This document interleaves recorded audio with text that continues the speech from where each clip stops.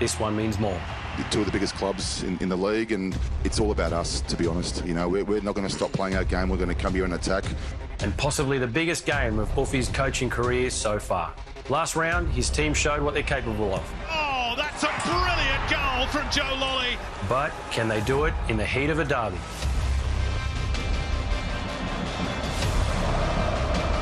Yes, it's Derby Day in Sydney. It's the fixture that resonates more than any other in this city. A fixture that still holds the record for an A-League crowd of almost 62,000. A fixture that began with Alessandro Del Piero, gave us moments of brilliance from Shinji Ono, moments of controversy, think Marcus Babbel, and always leaves our ears ringing from the noise and colour of the supporters. It's the A-League at its most tribal. It doesn't matter if you're in Manchester, Madrid, Merseyside, Santiago, Shanghai or Sydney. Everyone around the globe understands what Derby Day means. What does tonight have in store? Only the football gods know for sure. For now, the stadium has the lights turned off, momentarily in darkness before the sights and sounds of the derby will be revealed. Sydney FC hoping their rebirth under Ufuk Talay gains further momentum against the old enemy this evening. The Wanderers, top of the shop at the outset of the weekend, ready to take the next big step under Marco Rudan and edge towards a first piece of silverware in a decade. Here they come, the 36th Sydney Derby awaits.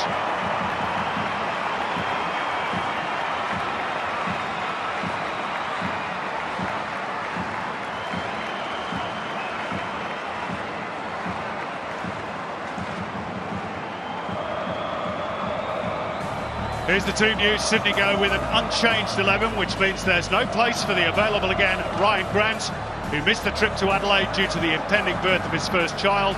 Zach DeJesus keeps his spot at right back, as does Jaden Kucharski, who scored twice on his starting debut against the Reds. Still no Jack Rodwell or Max Burgess. Jake Goodwood right continues to partner Gabriel Lacerda in defence. Jordan Courtney Perkins and Adam Pavlicic are back from Olyroos duty to sit on the bench. Olyroos duty has proved costly for Lachlan Brooke. Concussion protocols keep him out of the Wanderers team, which means a first start since round one for Dylan Parias, with Nicholas Milanovic shifting into a more central role. Tom Beadling continues his partnership with Marcelo, with Alex Bonatic still on the sidelines. Marcelo's battle with his compatriot Fabio Gomez could be one key battle tonight. Milos Ninkovic not included as he continues to recover from injury. 18-year-old Marcus Eunice is on the bench.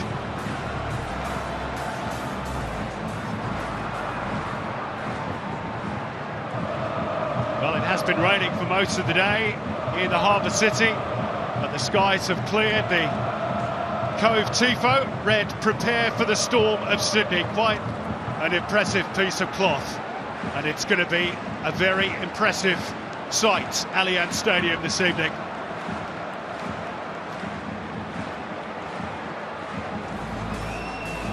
There's the head-to-head records. Sydney on top in the overall series, 15 wins to 10, with 9 having ended in draws. But a reminder that the Wanderers did win both games here at Allianz Stadium last season.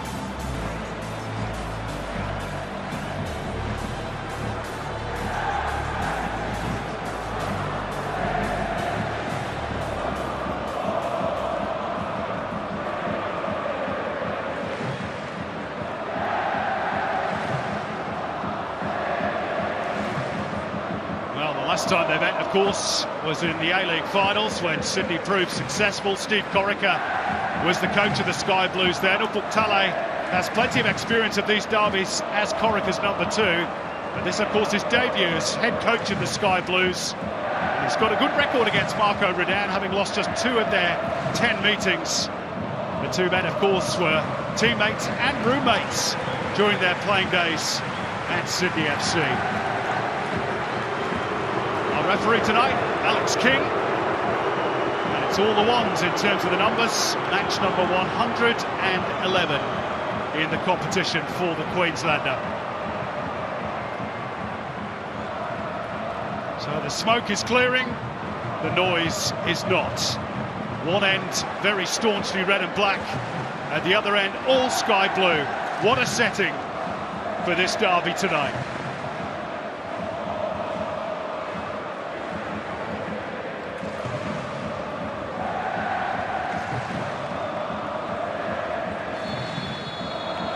Sydney FC get the ball rolling, local pride on the line. Who is to be the kings at the Harbour City tonight, Andy Harper? Well, Simon, that story will be told over the next hour and a half. I'm just grateful that we got Sydney FC bouncing last start against Adelaide, because frankly 2 weeks ago this fixture did not have nearly the same buzz about it. 3 consecutive losses for Sydney to open the season. Fans were wondering where to and why for. Tale, 1 game in, has put some electricity straight back into the team, and certainly to this fixture tonight. The place is buzzing. And already some of those little signs of Tale's fledgling reign, the high press, the intensity to try and win the ball. The Wanderers have it in spades, of course, as well. And Marcus Antonsson just getting a yard or two ahead of Gabriel Lacerda. And the cross comes in, but swept away to safety by Robert Mack, brought down by Tom Beadling. It's frantic stuff, and it's going to be a free kick for the Western Sydney Wanderers as Caceres arrived a fraction late on Beadling. Expect plenty more of this, particularly in the opening minutes. Well, the 4th official is coughing it already. Question was, I'm sure respectfully if loudly, from Marco Rudan, as Caceres desperately trying to win that contest, but Beadling got to the ball first. Caceres gets Beadling, referee gives foul. Nicely set for the Wanderers. And Josh Brillante about to deliver. High defensive line for Sydney, goes square for Jorik Hendricks, who will float it to Antonsson. It's a good move, this. Clearly a training ground move. The flag did go up. It would have been offside actually against Antonsson, but play will continue with Sydney on the counter. But Lawrence Thomas out to sweep for the Wanderers. Now with Joe Lolly. Great intensity about the early stages. Borrello with a little how'd you do on that far side, and Alex King will have a word with the Wanderers attacker, just letting know Zach Nahozis what Derby Day is all about. Well, there's great intent early. Actually, I thought Joe Lolly, as he received that ball on the far touchline, is the call. Would Milanovic have been offside? Who knows?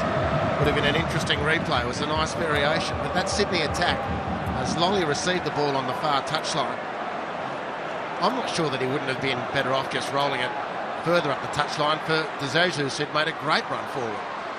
I'll tell you what, Marcus Antonsson wasn't offside, that's for sure. That's going to be a Sydney corner, attacking the cove end of the ground, and Gabriel Lacerda urges those in sky blue to lift his team, and there's a little bit of verbals between the 2 Brazilians, Marcelo and Lacerda. Not too friendly either. Long way from home both, but showing that the Sydney derby means plenty to them. Robert Mack with the corner, and Thomas should be able to claim this one.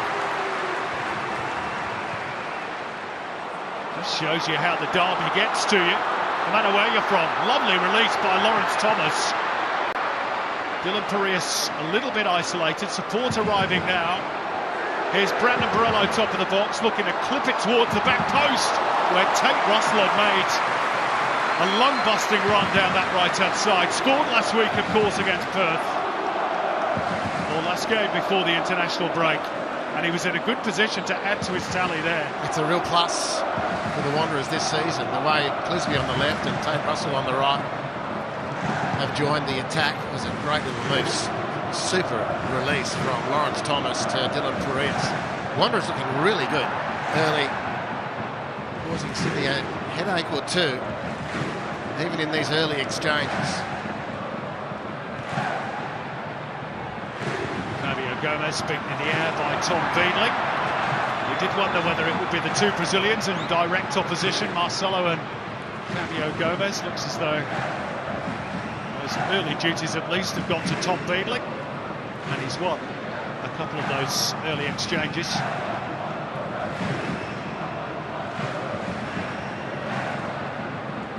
fabulous noise inside Allianz Stadium. Milanovic losing out. And this is Jorrit Hendricks. Plenty of experience of big occasions, of course, during his days with PSV Eindhoven. Back in the Netherlands, also played in the Klassieker for Feyenoord against Ajax.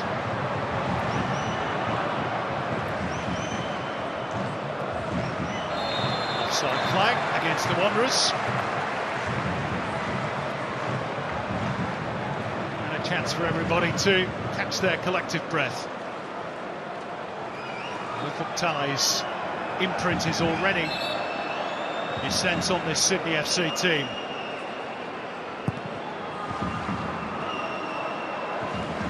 Spoke to Luke Bratton for my radio show a week or so back, and he said the training intensity is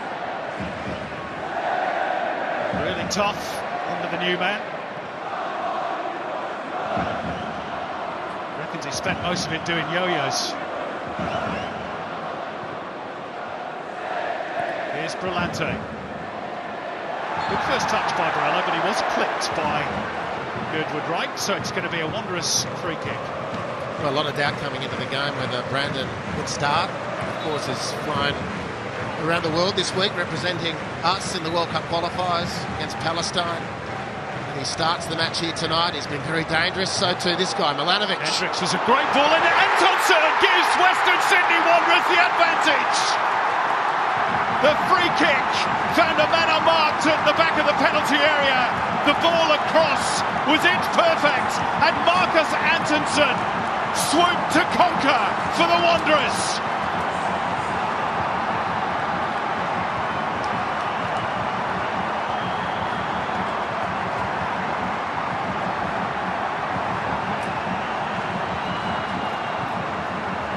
Well, they've verily flown out of the blocks tonight, the Wanderers. A soaring ball from Hendricks to find the superstar in waiting, Milanovic. Now this one will be a line baller. It looked to the eye, the naked eye, that Antonsson was offside as Milanovic looked to head the ball back square. It's a tidy finish from the Swede, confirming on the Harvey Norman replay just how vibrant the Wanderers' start has been. Goal yet to be verified. Well, credit to Nicholas Milanovic, whose return ball across the face of the penalty area was superb. But did Antonsson go a fraction early? Are those celebrations a little early? VAR reviewing, Chris Griffiths-Jones in the box. And it did look to the naked eye, I'm with you, Harps, that Antonsson had just strayed the wrong side, but we shall see. What's the verdict? Marco Rudan wants to know. Everybody wants to know.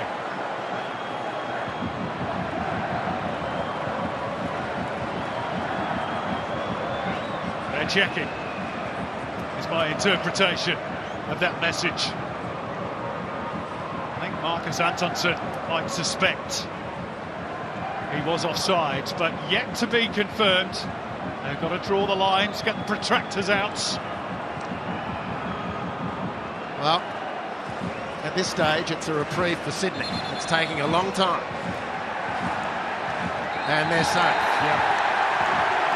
And an escape for Sydney. You know, as excellent as the Wanderers' start has been, and as clever as that free kick was, it's the sort of goal from a defensive mindset that you're really, really frustrated about. Firstly, losing Milanovic, and it's another one of these real close ones. Real close, like ridiculous close. Sydney off the hook. Well, these days, as we all know, the game is and can be a matter of millimetres.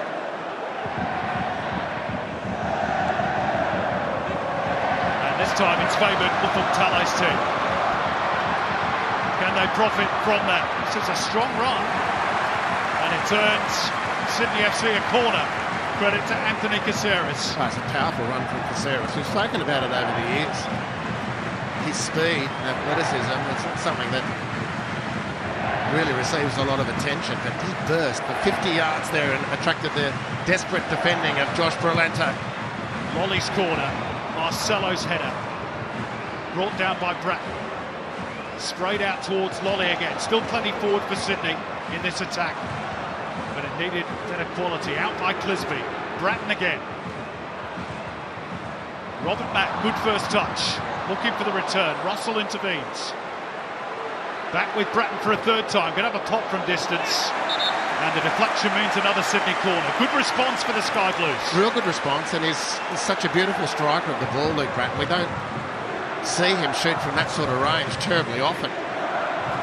That is very dangerous. Any time he can set fair for goal. Wins the corner for his team. Which Robert Mack will deliver. The coach trying to suck the ball into the back of the net, and they left a man free at the back post. And the Wanderers are trifle fortunate to get away with that. Milanovic's header, this time in the other penalty area, didn't exactly go where he wanted it to, but there was no pressure on Lawrence Thomas. No, Rufus Tale will be frustrated that no Sydney player looked to anticipate that. Tate Russell being encouraged to shoot, but didn't really have time to settle. And then a foul on Borrello, not the first one he's suffered tonight.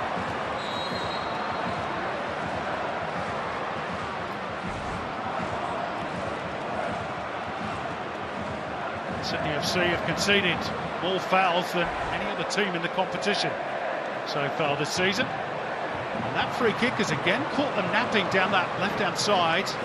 This time De Jesus recovers his ground, and it is a goal kick despite the Wanderers' appeals. Yeah, but Simon, your call was really apt. That's in short succession twice now from free kicks. Milanovic has just been free. Sydney escaped the first time, that goal disallowed in a really tight offside call. It's a big night for De Jesus against Milanovic. He's just started the season so brilliantly. Sydney's left attacker. And what a prospect he is, really. Fantastic season so far. And the more it goes, if he can keep... I just enjoy watching him every week, and if he can continue in this form, the Wanderers are going to be there or thereabouts. Make no mistake, because with him down the left and Thompson, there's extreme quality. Lockie Brook back in, Dylan Prius has been dangerous tonight. This is really promising for the Wanderers as the season may unfold. They've started this game particularly well again. Western Sydney boy, of course, as well, is Nicholas Milanovic. So the derby will mean an awful lot to him. Only went first time. Kucharski after it. Good challenge, Beadler. Started the game very strongly. Now Brendan Borrello's just sat down inside the centre circle. And will need some attention.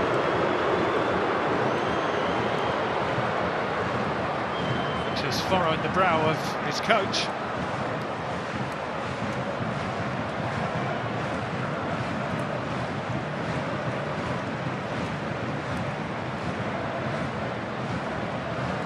I did mention he'd been on Socceroos duty, of course. Got a goal as well against Bangladesh in the first of those World Cup qualifiers before travelling on to Kuwait to play against Palestine.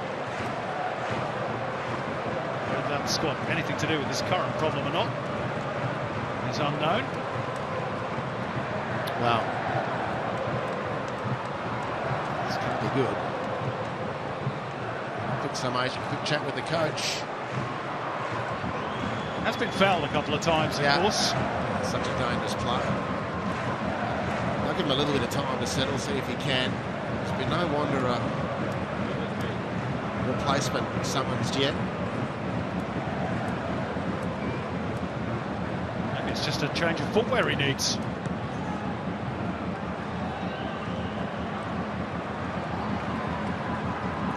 The left boot is off at the moment. Play goes on with Wanderers a man down just for the moment.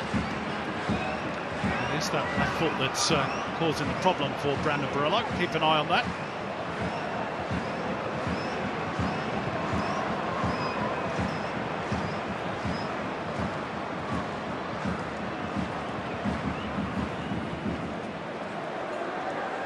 It's that earlier challenge from Luke Bratton which might have done the damage.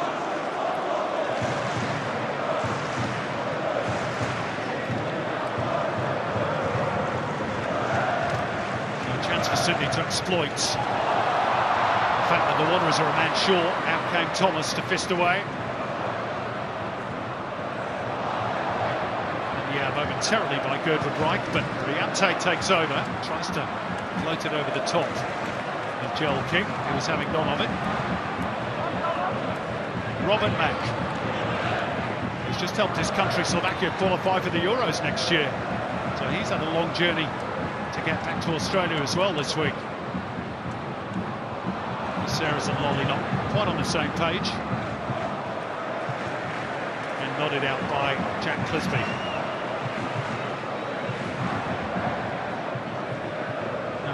Good for Brandon Borello because Zach Sapsford has been summoned. So it may well be that the Wanderers are about to make an early change. Meantime, Joel King for Sydney. Gertrude Reich.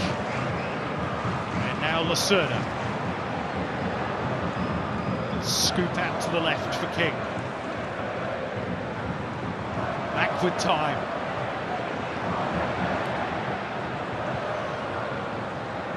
By Russell in the first instance, but the Wanderers penned in a bit here once they look to restore their full complement. King won't be able to do so until the ball goes dead, of course.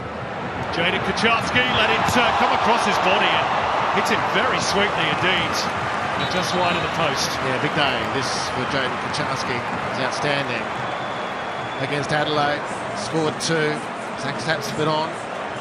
Homecoming of sorts, Simon, can we say that? He grew up in the eastern suburbs of Sydney and has crossed the divide. It's a good shot from Kucharski. I mean, he is a real game changer, a real point of difference. It's a sad sight. Let's quickly get out to Scott McKinnon, who's got more news on that. Scott.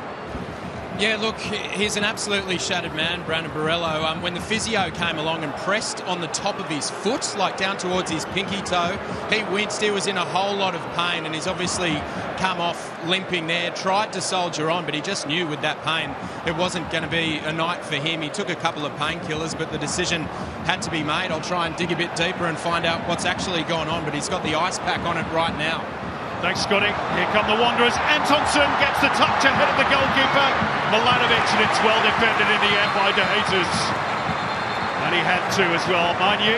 Again, the flag had gone up, so wouldn't have counted, or at least brought VAR. Or at least it would have been into tested. The game.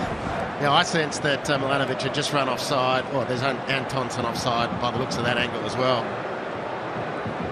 No, Milanovic was onside, but it was Antonsen. Again, that's good coverage from De Jesus. But a good turn of speed. Big night for him. Keeping Socceroo Ryan Grant on the bench.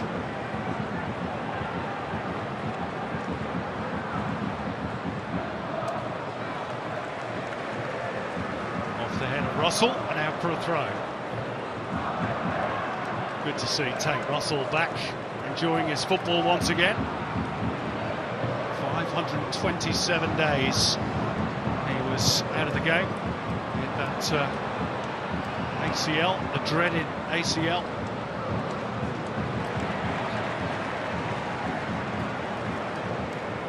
The Wanderers kept faith with him, handed him a new contract once he was out with that lengthy injury.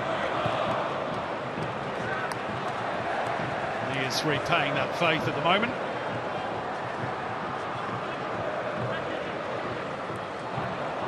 So much so that the two right-backs that were mainly used last season, halves for the Wanderers, Gabriel Cleur and Aidan Simmons, not yet been cited this campaign. No, Aidan Simmons just been part of that contract extension group at the Wanderers as well.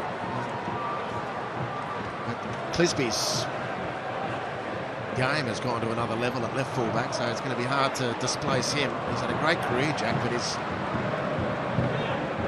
in the best shape of his career. He's been playing so beautifully. Tate Russell has promised much over many years, and the injury took A lot of momentum out of his development, but he's come into this campaign with a bang. A serious bang. Great goal last week. He's got more in him as well.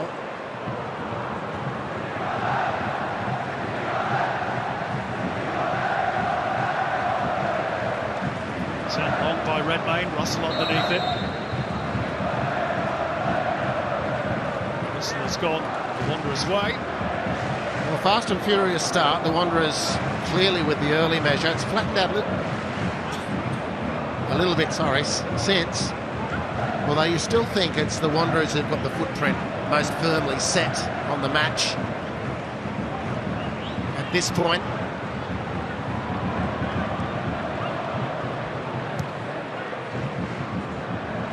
Free kicks have proven a problem for Sydney FC, and again they don't particularly deal with that one well, but gotten out of harm's way for the moment. Lanovic kept it in play, or did he know? Sydney FC throw. Quickly back down to Scott McKinnon again. Scott. Yeah, look, just a further update on Brandon Borrello. It's from that earlier challenge. It is his foot, and this isn't good for Wanderers fans. It could be broken as well. That's the initial concern from the physio down here. So let's hope that isn't the case. Back to the action for you guys. Thanks, Scott. Here's Kucharski. Sydney threatening Caceres. Joe Lolly with two defenders in front of him. Still found the angle for the cross, but only found the gloves of Thomas. Just couldn't quite get the shot on goal. Kucharski looked dangerous. He dished it off to Caceres. It was closed down quickly. Hendricks did a great job there. Ball a little slow out to Joe Lolly. And no supporting overlap coming to really move the Wanderers' defence around. And in the end, it was easily picked off by Lawrence Thomas. Well, Sydney with the lion's share of the possession. Mistake here by Tom Deedley, which he atones for, but pressure is back on the Wanderers.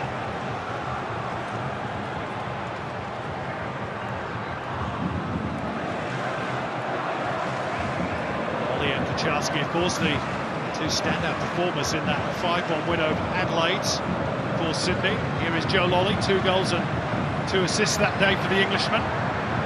Cutting inside as he loves to do. It's not the greatest first touch from Mack.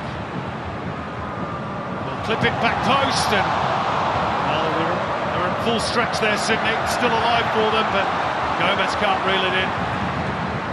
And Milanovic trying to pick his way through, but Sydney have set the trap nicely. Bratton to lift it in. Fraction too high for Fabio Gomez.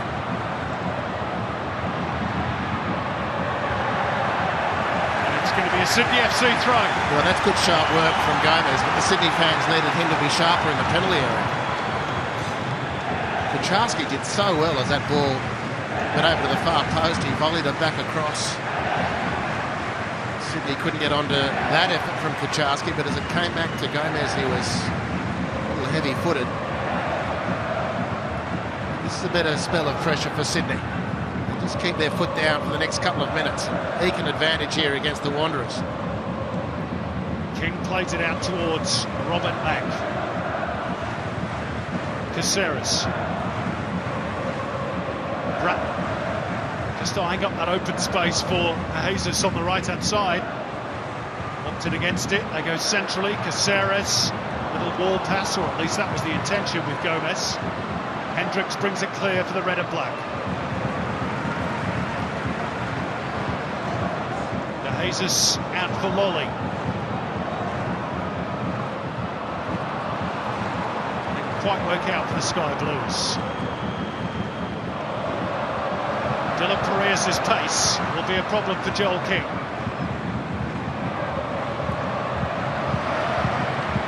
It's well defended on the fullback. Really well defended. Yeah, that's a good bit of pressure from Sapsford. Forced the turnover. It was good dogged work from Joel King.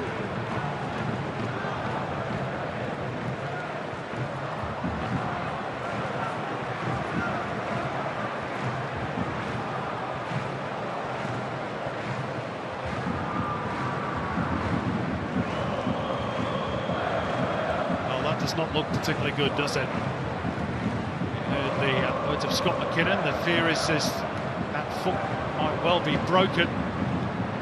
Hopefully that's not the case. Wanderers have a trip to Brisbane next week and then a couple of home games against Victory and Adelaide. They will not want to be missing last year's Alex Tobin medalist.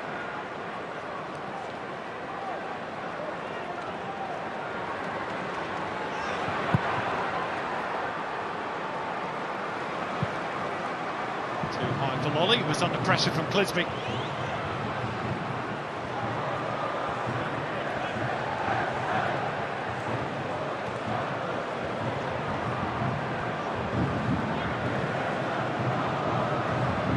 Touch from Milanovic, and out for a throw off to Jesus.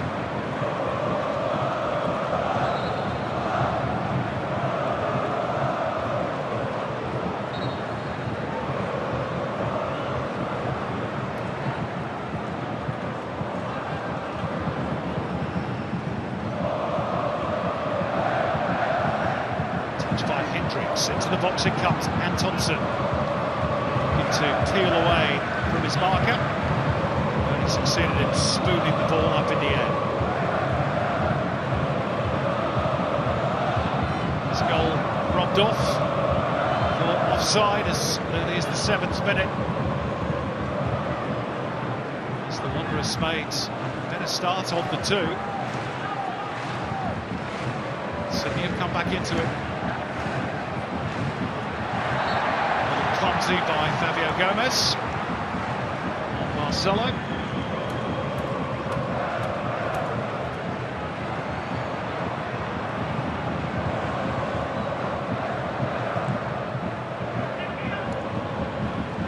It's a good flick on by Zach Sapsford. The Wanderers breaking down the right. Parias looking to hit Antonsen in the middle, and it needed that intervention from Gabriel Lacerda. It was a great flick on from Sapsford. The speed of Parias already evidently a problem for Sydney, as it is for most teams. And Lacerda does very well cutting this off, because right behind him was Antonsen. Again, it might have been borderline offsides. Wanderers playing right on the margins. Will they get their rewards for taking those risks in front of travelling Wanderers fans, or at least the majority of them? Josh Brillante with the corner, and unmarked was Marcelo, and it comes back off the crossbar, and then Redmayne keeps out the subsequent header from Zach Sapsford, and Sydney somehow stay level. But where was the marking on Marcelo? Well, again, it's a problem for Sydney from set pieces. This time the corner finds Marcelo, who breaks free at the back. Sapsford sniffing around. Lacerda ended up being a spectator. So to Girdwood Reich, and Marcelo nearly punished them. They scored once this season already against Western United. He's no stranger to scoring in big derbies. Scored for Besiktas against Fenerbahce in one of those big Istanbul occasions, and also Santos against Corinthians. Here's Joe Lolly weaving his way in the box, still going, good tackle. Yorick Hendricks in the nick of time for the red and black. Wasn't it superb? And it wasn't just the slide and the contact, it was the anticipation. When Joe Lolly starts cutting in, you've got to be ready as an inside midfielder looking to cover across. That's when you've got to earn your coin defensively, because he cuts in on that left and is lethal. And the timing as well, Hobbs, has to be perfect. Otherwise, you run the risk of giving away a penalty. Gomez, good lead. Nobody within range for Sydney FC.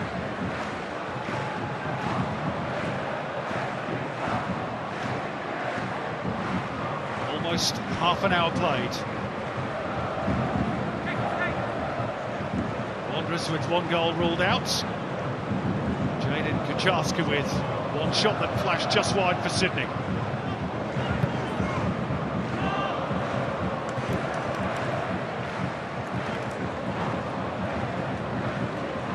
the away team, has won each one of the last 4 Sydney derbies.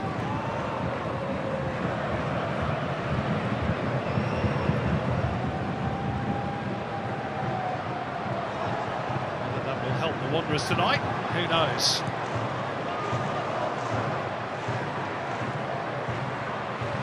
Sampsford losing out, but Wanderers get the whistle for the earlier foul on Jorrit Hendricks.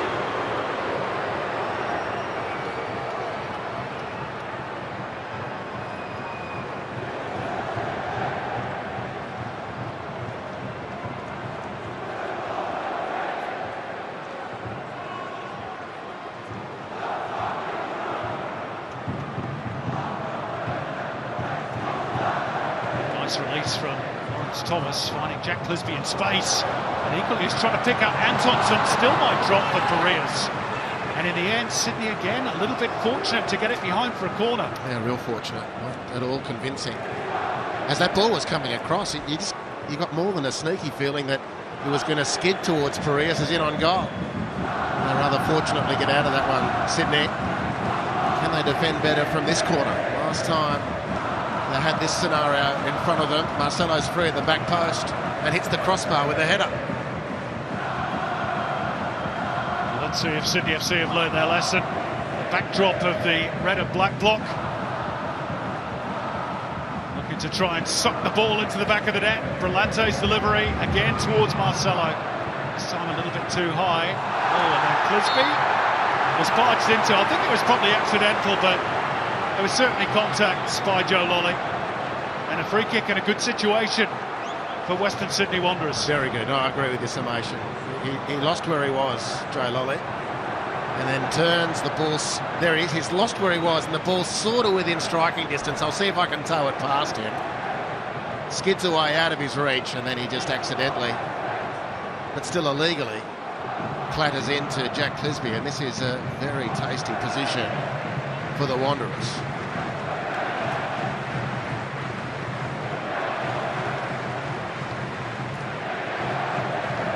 Marcus Antonsson is shaping up to take it. Jorrit Hendricks is there as well. Sydney have got the draft excluder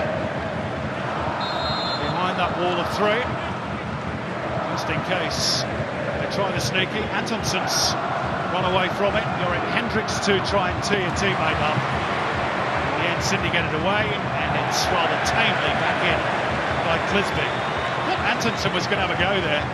Yeah, and I thought that was a bit of a waste from Jack Clisby, actually. I mean, if he hits it sweet and it goes in, we're all screaming our lungs out saying what a worldie, but it was a low percentage effort once the team had set up a nice bit of pressure. Don't they wish, and doesn't he wish Brandon Borello could still be out there contributing? It's a real shame. Let's hope there's no fracture in that foot. He's been immense value since coming back to the A-League last season. Led the charge for the Wanderers, got himself into the national team where he's just been fantastic. We just hope his short term is not cruelled by an injury to that foot. Unfortunately, injury is part and parcel of the game. No consolation to Brandon Borello at this particular moment. The Wanderers have already lost Alex Bonneting, of course, to a long-term injury. Milos Ninkovic not quite right just yet.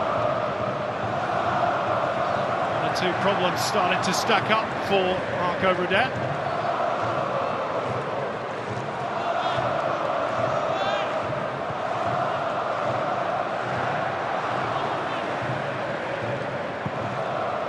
De Jesus up towards Gomez. Again, Beagling defends it well. Sydney FC fans wanted a foul on Caceres, who's after revenge, but Milanovic is strong and still going. Nicholas Milanovic. Eventually he does go to ground, there's no foul, says Alex King, who is well positioned. Tackle starting to fly in. Well, this sort of sums up a big part of why Milanovic has caught the eye. It's great technique. I mean, doing this at speed with 2 and 3 people trying to bump you off the ball and nip at your heels. He's got great technique, Milanovic. Good use of the body as well to fend off those those would-be poachers of the ball.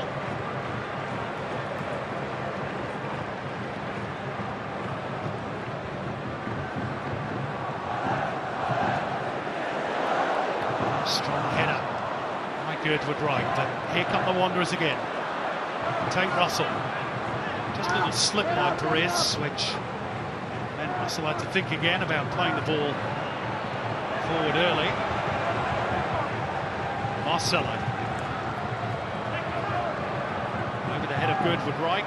Lacerda in there behind him. Tidied up by Bratton for Sydney. Forward by King. Returned with interest by Marcelo. Antonsen can't stick hold of it. Nor can Bratton. And the Wanderers are away down the right. Dylan Perez, oh, it's a poor cross. Milanovic was waiting in anticipation, licking his lips at the back post. That's a horrible waste from Perez, a horrible waste. Ball was won well. Oh, Hendricks, what a find he's been for the A-League as well. He's had a great game in this first half. And that was a wonderful chance opening up for the Wanderers.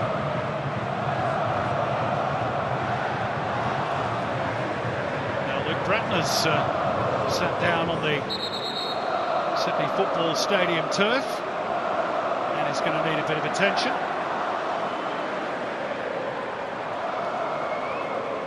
It also looks as though it's a foot problem. 2 number 26s.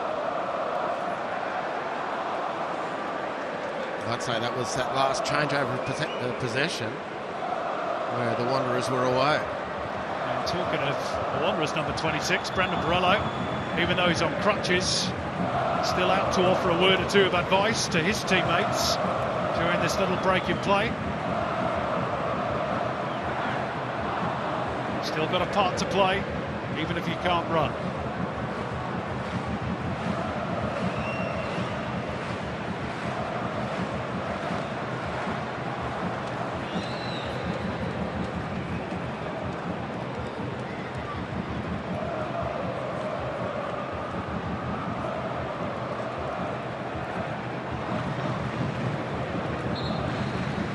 Too clever, does he, Luke Bratton?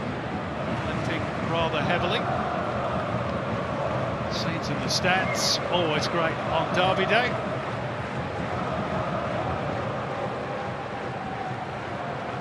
Corey Holman is just waiting for Ufuk Talay to give him the nod. Bratton will want to soldier on. That would be the obvious change. But Bratton unable to continue.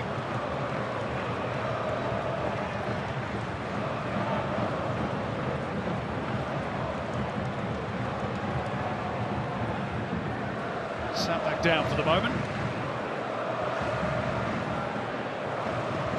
He's not moving too freely, Sydney FC skipper. Maybe he feels he can run it off. He's back with us for the moment. Here he is on the ball.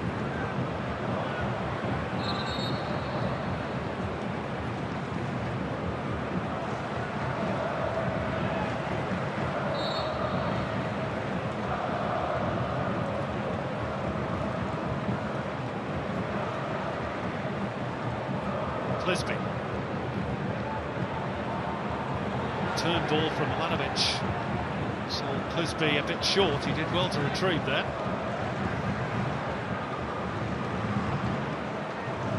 And he's under pressure this time from Lolly. Chested down by Brillante. Sapsford. Milanovic, who's given Zach Nahezis trouble throughout the entirety of this first half. Again, got there ahead of the fullback. Here's Mack.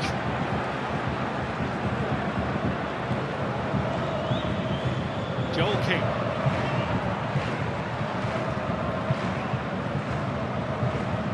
Bratton. Looks to be moving a little more easily now.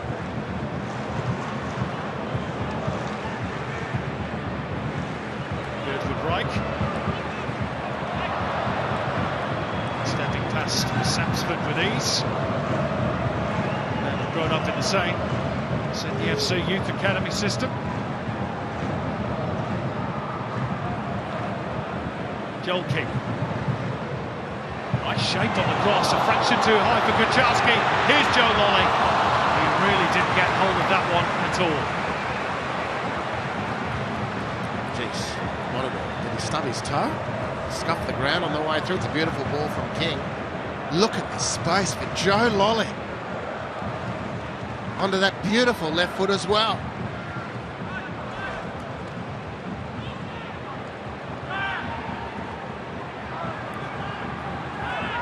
Disappointing by all these standards, almost a pass back. Bratton's gone down and stayed down again, reaching for that ball, and he's in some discomfort this time, more so than when he went down a few moments ago. Maybe that will force Ufuk-Talay's hand in terms of making a change.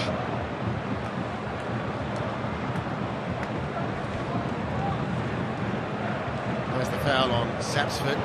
He falls on that right leg, doesn't he, Zach Sapsford? The case for an advantage we played here.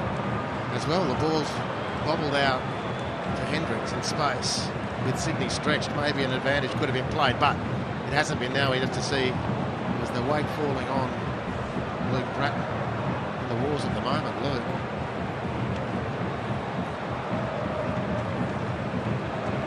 David Strilic running through some last-minute instructions. Bratton's been a key contributor for Sydney FC so far tonight. They won't want to lose him. They'll be left with no choice. Testing out that left leg.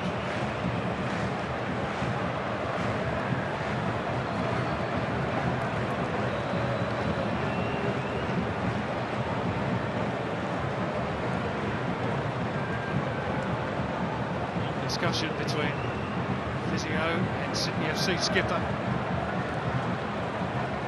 How you feeling? You good to go? Yes? No? Talay wants a verdict.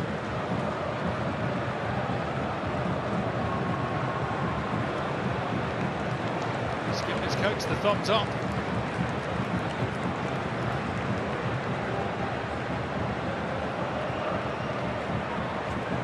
Limp's getting more pronounced with every time he comes to the sidelines. He's a tough cookie, isn't he, Luke Bratton? He knows just how important this game is for his team. So he will soldier on. Half-time only a few minutes away. They can do more work on it then. Good turn by Caceres. Kucharski back for Bratton. Crossfield it goes, but Clisby underneath it. Hendricks takes over, drives through midfield. Good break this for the Wanderers. Hendricks again. Hendricks going for goal. And acknowledges the fact that he had two teammates in attendance nearby, but Marco Rudan applauds the intent. Well, applauds the football. But it reinforces, I think, the point that the Wanderers just aren't giving themselves the reward for their good, positive play. Farias has been wasteful tonight. Hendricks, the excellent Hendricks, was very wasteful then. 2 or 3 other attacks which might have yielded greater pressure on Redmayne's goal. They turn that corner, the Wanderers. They're going to be really hard to top this year on this evidence.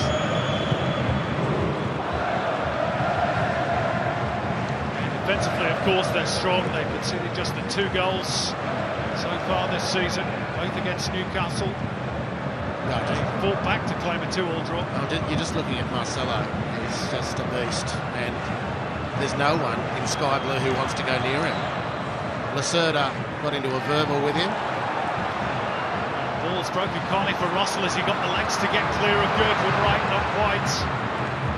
As support. Not on the same wavelength as Sapsford. And it's a foul to try and retrieve the ball back for the Red and Black. Didn't have the juice.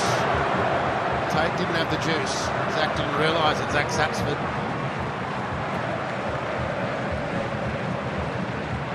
The 1-2 was on, except the gas tank was flashing.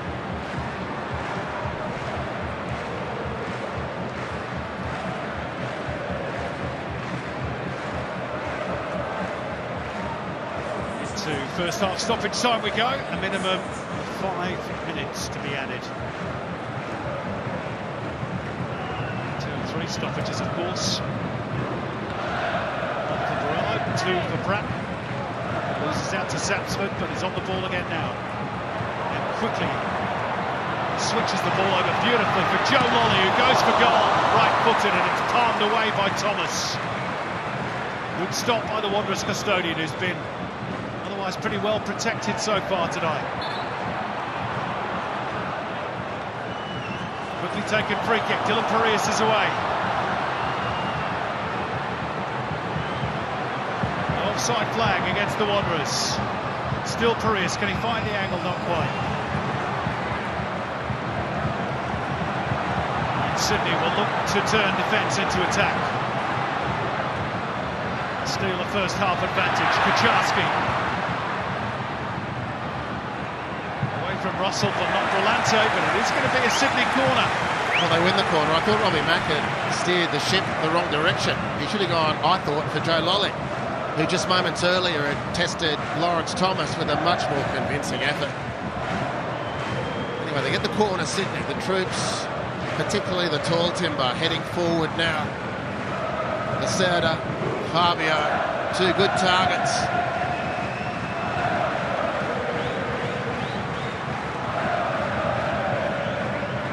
Corner work short. This is Anthony Caceres looking to float in. Maybe arriving at the back post. It's normally Ryan Grant territory. Yeah, that's a good point. Yeah, it wasn't the best ball angle-wise from Caceres, but I still think there was enough cheese on it to tempt someone in Sky. But look at this pass, and look at that touch. And everyone expecting Lolly to cut in on his left foot, but he perhaps, at least to some degree, catching Lawrence Thomas a little by surprise by going on his right foot.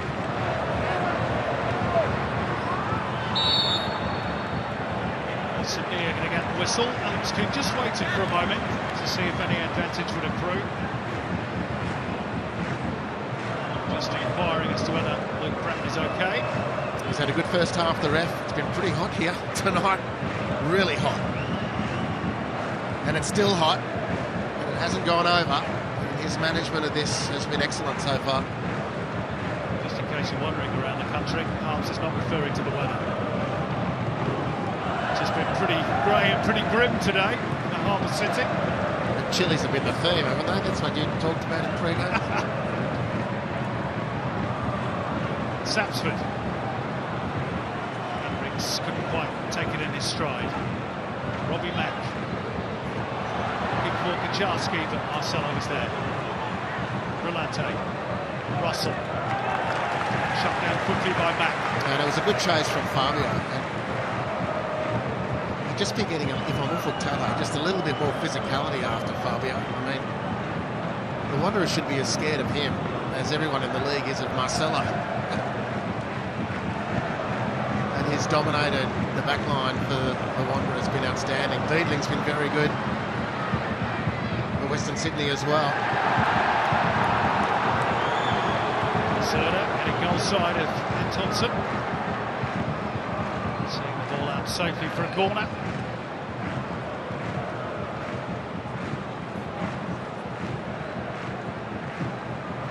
Brazil against Sweden in that particular tussle. Cosmopolitan nature of the Isuzu Ute A-League men's competition, which has the perfect setting tonight. Rebuilt Allianz Stadium. Crowd in excess of 30,000.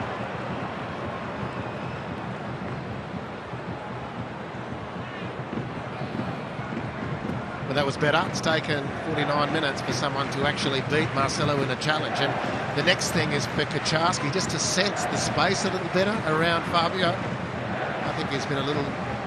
They've been too disconnected, those two, from a Sydney viewpoint. And I think it's Sydney with most of the work to do. It's been a really tight, excellent game. The Wanderers with their noses in front. It's on that basis that I think Sydney have got the adjustments to be made. That being one of them. Playing forward a bit more quickly with a bit more intent would be another. Allowing the Wanderers to get back and defend, which they've done so well this season. That's been a really good first half of football in the 35th Sydney derby. Marcus Antonsson thought he'd given the Wanderers the lead in the 7th minute, but that was ruled out for offside. They lost Brandon Borrello to injury, but still hit the crossbar through Marcelo from a Wanderers corner. At the other end, Jaden Kucharski has fizzed one shot wide. Joe Lolly's had a couple of decent opportunities, but so far the score sheet remains blank at the interval at Allianz Stadium. It's Sydney FC 0, Western Sydney Wanderers 0.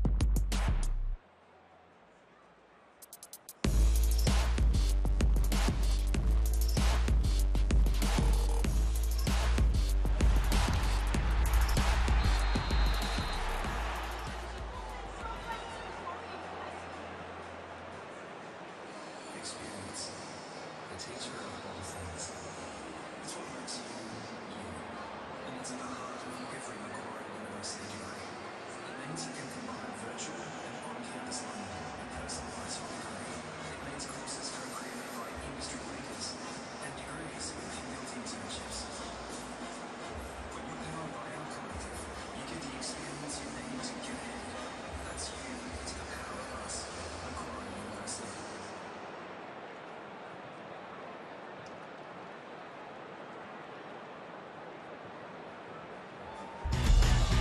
This year's Alex Tobin Medal is brought to you by Isuzu Ute, awarded to the best player of the season as nominated by the Paramount ANZ football team. The winner of the prestigious award will receive $10,000. Plus, the Isuzu Ute Alex Tobin medalist will nominate a junior football club of choice to win a brand new, top-of-the-range Isuzu D-Max or 7-seat MUX to be announced during the grand final. To stay in touch with the leaderboard, tune in for weekly updates at your home of football.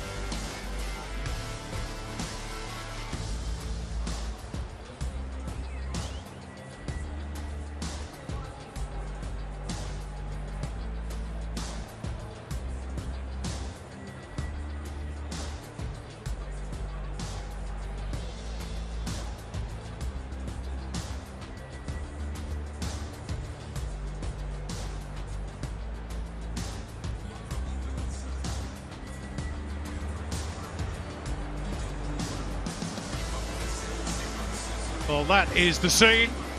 Allianz Stadium tonight, and they've enjoyed, these fans inside the stadium.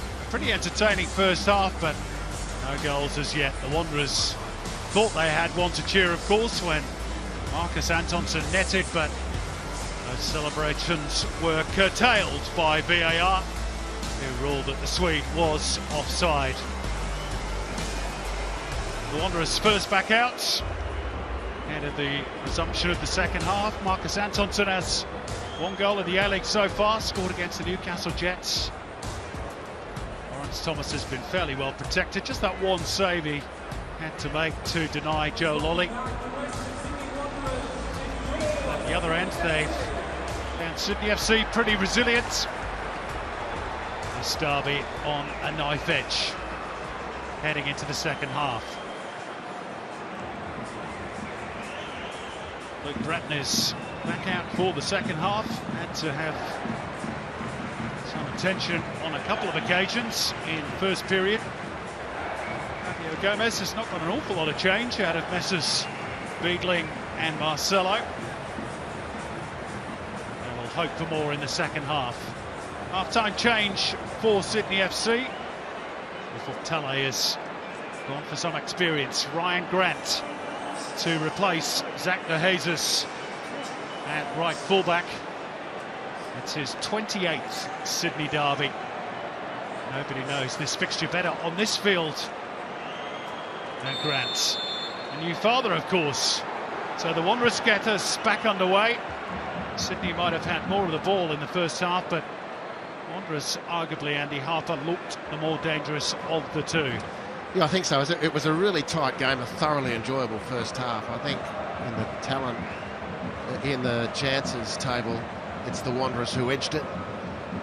And it was Sydney who, I think, had just a couple of more pointed conversations required, at least, in the dressing room. One of those was to bring on Ryan Grant.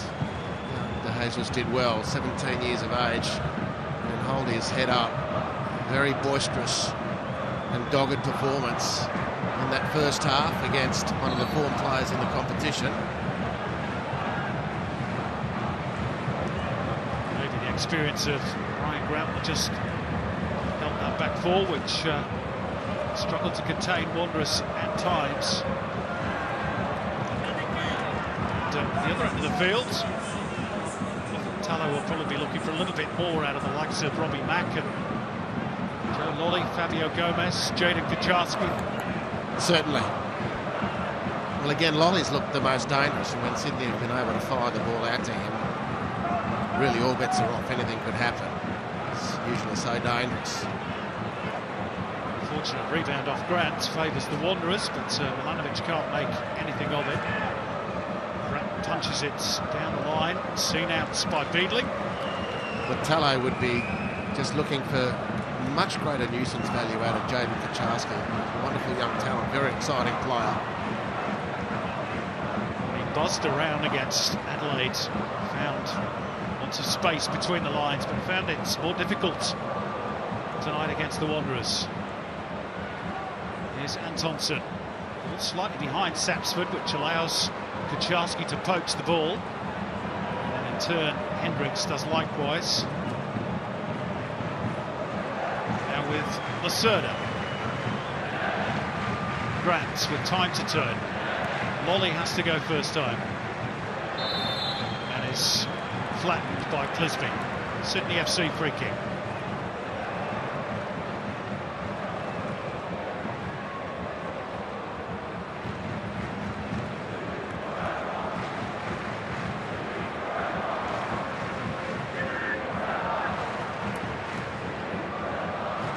Lolly. Grant. And Lacerda. Good for Reich. It's a back off King.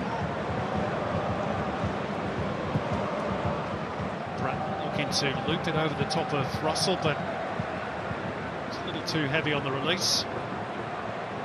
Sydney FC, of course, haven't really yet made the new Allianz Stadium into a fortress.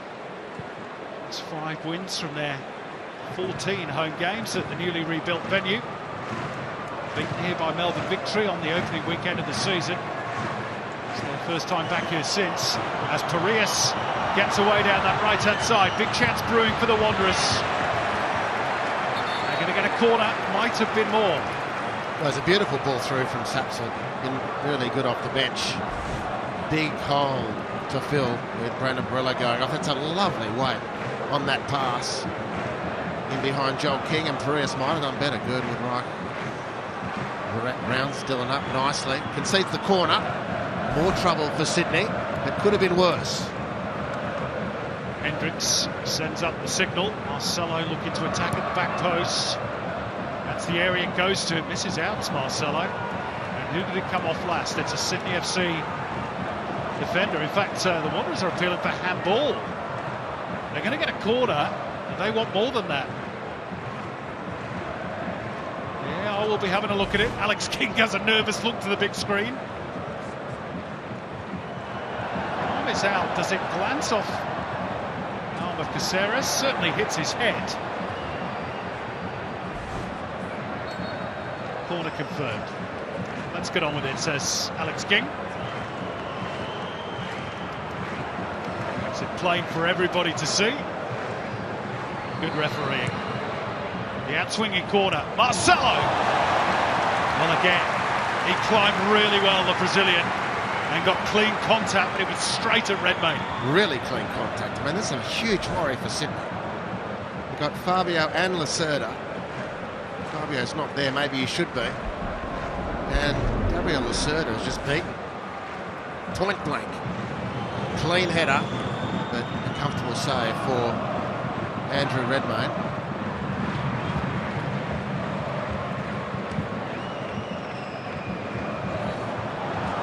Away races Sapsford. Antonsson is his option in the middle if he can find him. Might not need him. Just overran it in the end. The young substitute. Kaczarski angles it back nicely for his captain, Bratton. Lolly.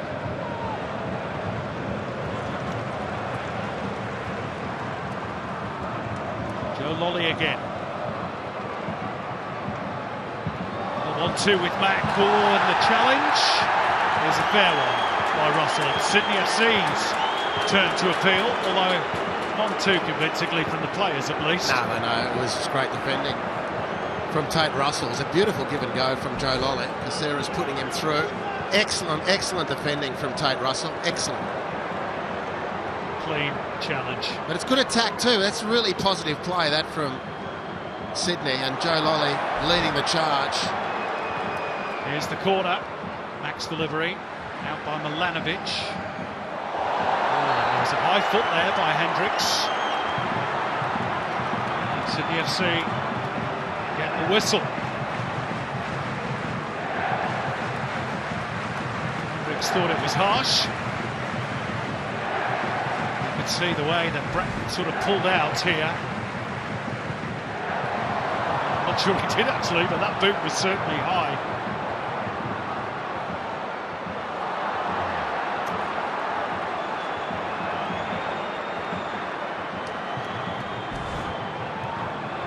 Decent position this for Sydney.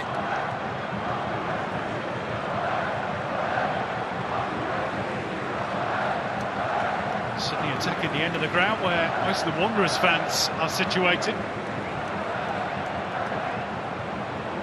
Ball has been ushered back the required 10 metres. Gomez and Lacerda looking to make their move on the right-hand side of the box. From Lolly's expected delivery, that's the area it goes. And Milanovic not willing to take a risk. It's going to be a corner.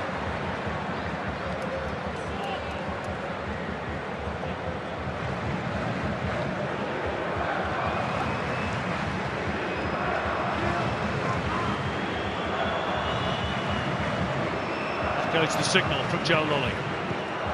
Walked in low and with pace. Back post was Mack. Will it sit for Joel King? Flag's gone up near side.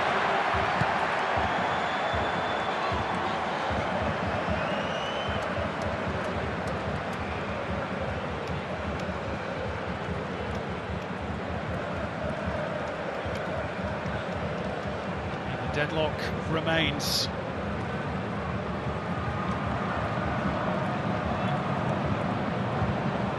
Real game of nip and tuck between these two. Typically tight derby. Lisby earns a throw. It's a good test this for the Wanderers. Sydney are pushing up, flying high, closing every ball down as they can. There's no dropping off into a central. Slipped by Lawrence Thomas, open goal, and somehow he rescues the situation. Jaden Kucharski with a gilt-edged chance to give Sydney the lead, and he hit it straight at the Wanderers keeper.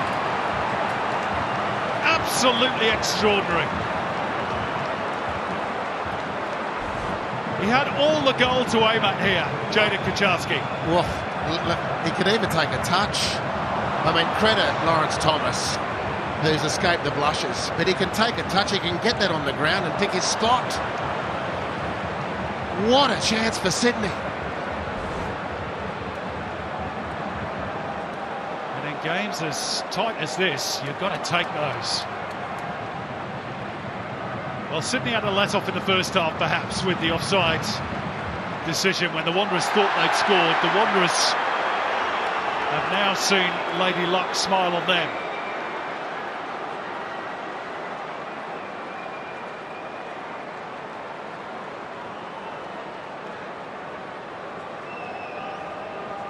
Jaden Kucharski will be replaying that chance, I think, over and over. Well, that's a good point, Simon. He needs to get that out of his head. Quick, smart. Gomez.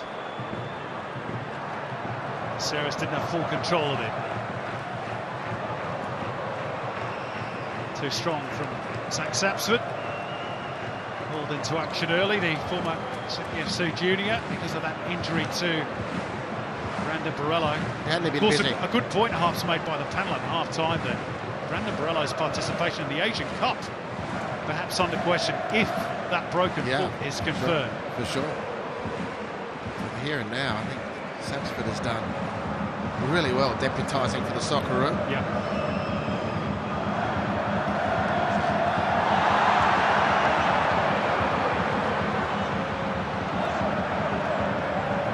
Trying to exact revenge.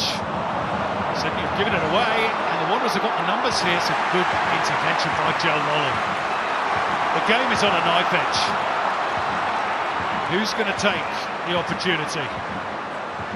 Lolly ferries it out towards Mack. Lolly again.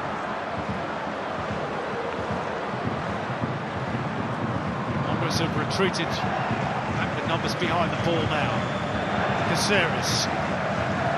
Bratton. Serna leaves it for grabs, and Sydney FC content to probe and try and find that little bit of space which Lolly can provide. Here's Mack. Unleashed, but blocked by Hendricks. Bratton scrapping for it. It breaks for Milanovic. Foul by Grant. Marco Redan thought there might have been. Kucharski. A little bit narrow for Sydney. Caceres. There's a little gap there for Jaden Kucharski, but his control let him down. Just all a bit scrappy from both teams at the moment.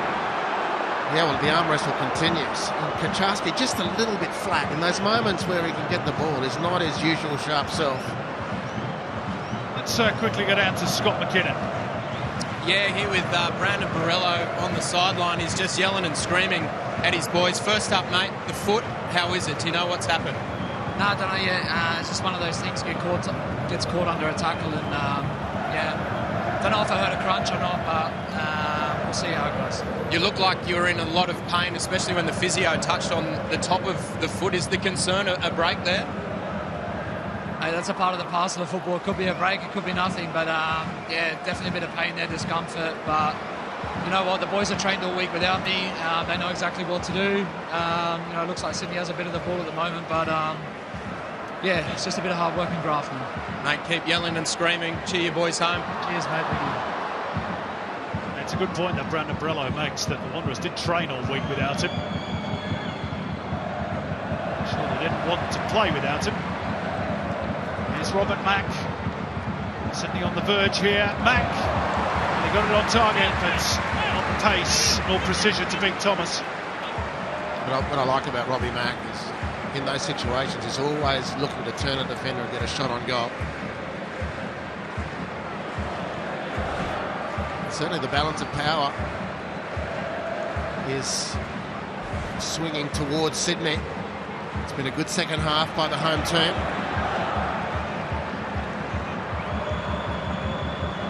Western Sydney Wanderers, of course, led by Marcelo, still unbeaten after 4 games. They haven't gone 5 unbeaten at the start of a season since back in 2017-18. Of course, if they do win tonight, they'll replace Wellington again, back at the top of the ladder. A bit more defending to do for the red and black here. It's Joe Lolly on the charge on the right. Granted close attendance and lifted over the top by Kucharski, taking up a good position at the top of the box. Yeah, it's a great position. It's a nice move. Caceres angling the ball out to Lolly, who carries possession with purpose and then cuts it to Kucharski. It's not quite focused enough on that shot.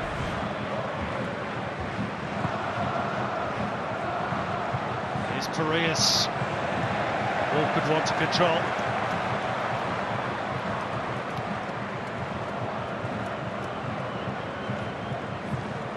They've not quite been as they were in the first half. Western Sydney Wanderers had that one chance from the corner that Marcelo headed straight at Andrew Redmayne. There's the As Live ladder. If it does stay this way, then the Wanderers will be in second, at least until tomorrow's games, which are Brisbane against Perth and Western United against Adelaide. Sydney would remain inside the top 6, which they will do anyway, whether they win or not.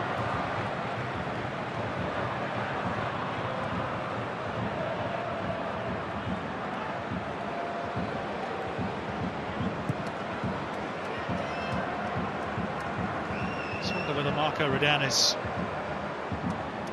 thinking about his bench for that little bit of spark to be regained. He's got the young winger Marcus Eunice, he's only 18.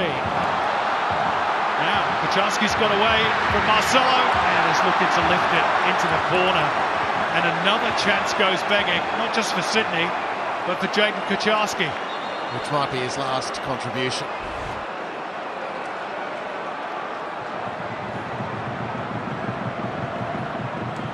Fabio coming off. It's a great side of goal and players in support. Almost hit that hoping rather than necessarily believing. Wonderful chance for Sydney again. Another one ratcheted up.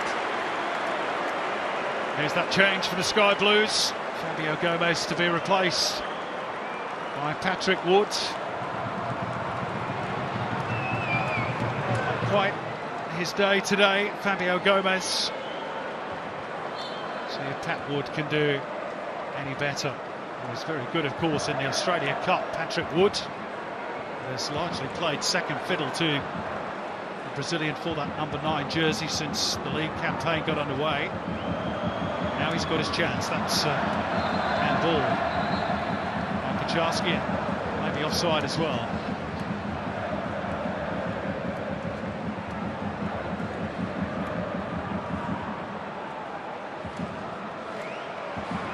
Trip on Brillante.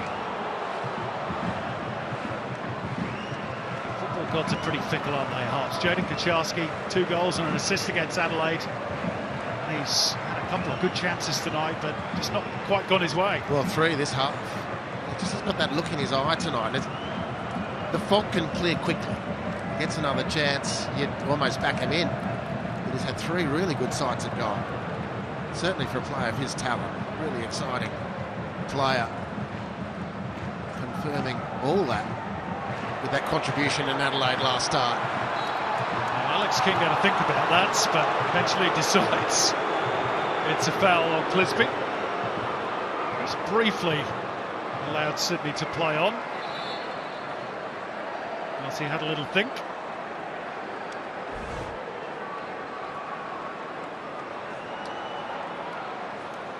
Sure, there was a lot in it, to be honest. And that's maybe why Alex King demurred as well.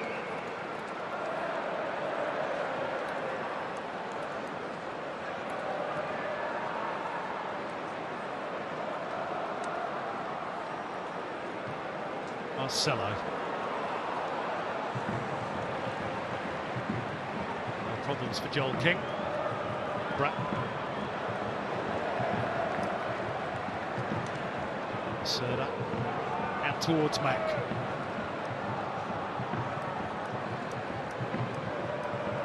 No doubt that Sydney FC have had better of the chances in the second half. You could say the reverse was true in the opening 45. Lolly, always capable of creating something. It wasn't his best ball, but it's worked out okay off the head of Tate Russell. Here's Mack, flashes it across the face, and nobody there to apply the finishing touch. It's been retrieved by Caceres. And Sydney remain on the attack. Grant, Caceres again.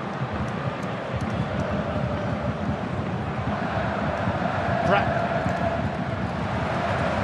Charged down by Antonsen. Sydney throw. It's a second spell of pressure that wasn't really needed. Tate Russell played on a ball that was going to fly out easily for a goal kick.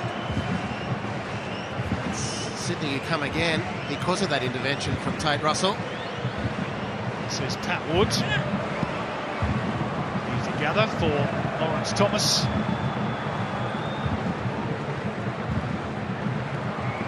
He's really only had to make one big save, I guess you could call it, from Joe Lolly in the first half. Sydney guilty of profligacy in the second. Well, let's not forget the more than decent recovery to deny Jaden Kaczarski. But it's been Sydney's half. Western Sydney can really dull that particular atmosphere with a positive attack or two. Really struggled to keep the ball and move Sydney around, certainly to the effect that they had in the first half. Sapsford robbing Lolly of the ball and sidestepping Caceres. Pings it out towards that far side. It's not a bad try, you know. Milanovic and Andrew Redmayne had to scramble across. A good combination from the young Wanderers players. Sapsford just ferreting away and switching the play to find Milanovic, and then he used all his guile to make that angle towards goal and testing Redmayne.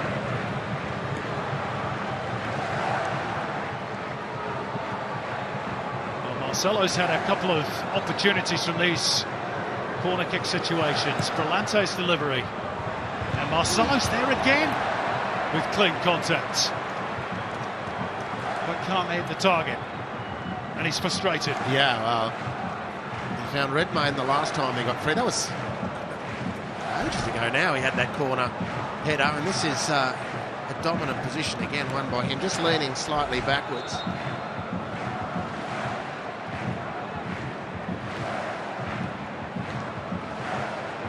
A bit of a problem for Joel King. Courtney Perkins being readied along with Corey Holman as well. Looks like it's going to be a double change for Fuktale's team.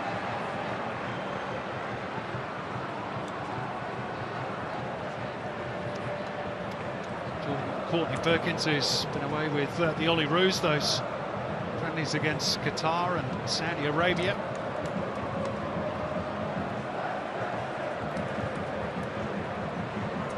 The obvious replacement for Joel King at left back. Well, an unscheduled drinks break here. Players from both teams have made their way to the technical area. High humidity.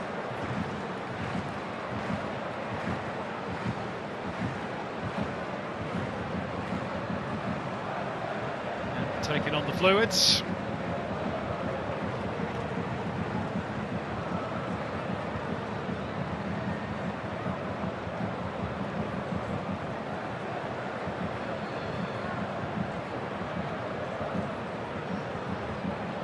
changes are imminent for Sydney FC.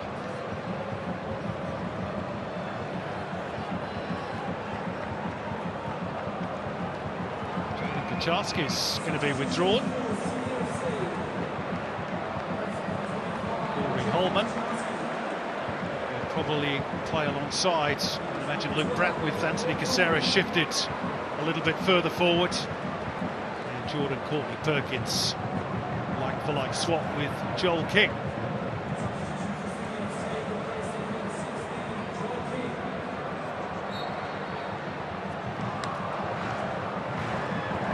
Kachalski, we mentioned it, those big chances, and clearly still reliving them in his head. Look, it's all part of the development, all part of the learning. Got a player alive who hasn't missed a gilt-edged chance and not slept for a week until they get a chance to play again.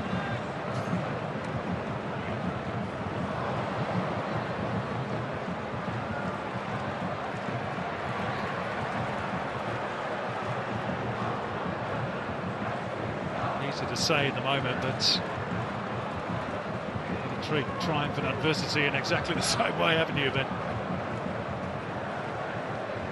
you're playing in a Sydney derby. You're a Sydney FC fan as a kid. You probably stood in the Cove to watch some of these games. It certainly is hurting Jaden Kachalski. Sydney have had a number of chances. Wanderers had them in the first half. These broken play opportunities. Then with a quick forward pass or a quick run, and the back four, the opposing back four, retreating at speed, creating even more space. Sydney have had a sequence of these in the second half, and yet to really finish one off with a shot on goal. On occasion, the ball just seemingly coming too furiously to Pat Wood, couldn't control the opportunity. Now, I did mention a few minutes ago the possibility that Marco Riddell might look to his bench to inject a little bit more spark, and I did mention the name Marcus Younis, and he is stripped and ready to come on. Next break in play for his first taste of the Sydney derby. I recognise the surname. His younger sister Talia broke Sam Kerr's A-League Women's age record as the youngest ever player at the start of the season. Not that it lasted very long. They promptly fielded an even younger player the week after.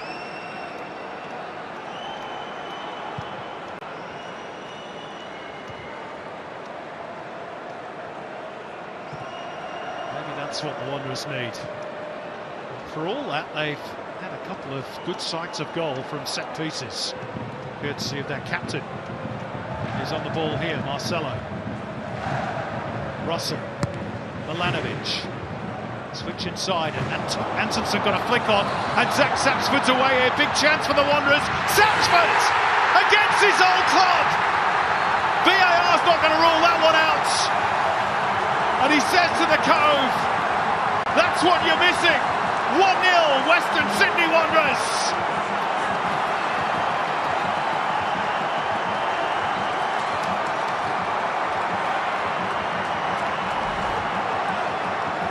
Well, Sydney Central defending at 6s and 7s, 2 of them going for one ball, both missing. Parias touches it off to Zach Sapsford, and on the Harvey Norman replay, he's been excellent off the bench, the kid, and he nails this effort.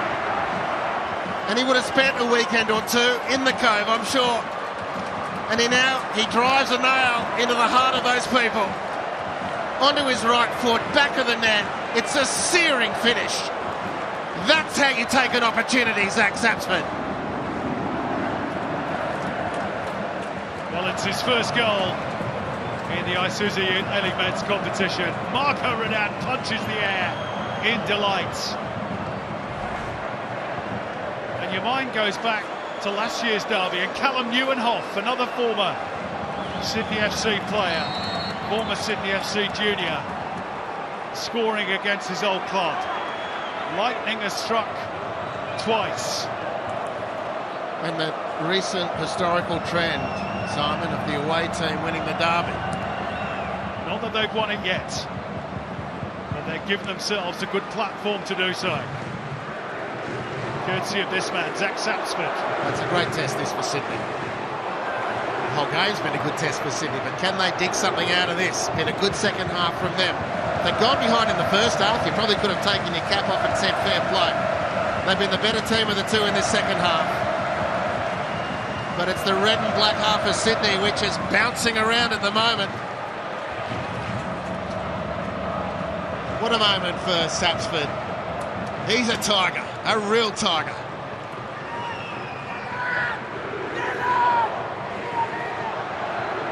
Sydney FC have got just over a quarter of an hour to stave off what will be a third consecutive defeat at Allianz against their greatest rivals. Girdwood right with the cushion header. Up in the air by Pratt. Away again by Russell and further forward by Milanovic. Lacerda will start things moving again for Sydney. Lolly. Beyond him is Corey Holman. That should be the goalkeepers.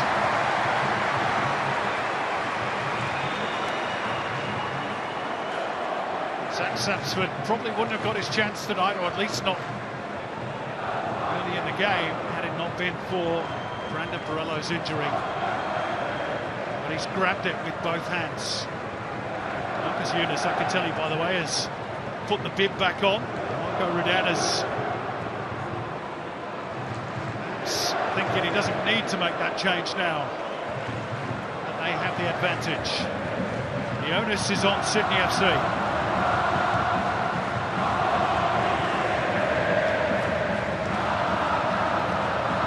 The Wanderers fans you can hear all around Allianz Stadium at the moment.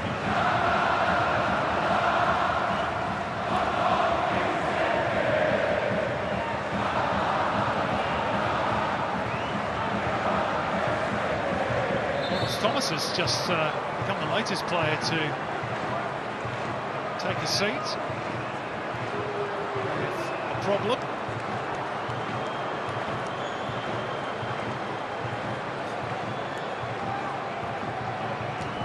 He gets some attention. Let's have a look at the goal again. It was a cracking finish. They're so cool. Inside Girdwood right. Inside the far post. Unerring. Came close in the first half, you remember. Marcelo header from the corner, hit the crossbar. Sapsford reacted quickly.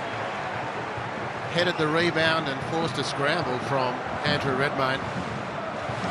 Just been busy and working ever since, putting his body in where Angels would fear to tread sometimes. Some good quality, positive runs off the board, off the ball. It just never says die. Not on this evidence anyway. It's been very impressive. And then the moment comes to score the goal for your team, and he does not blink.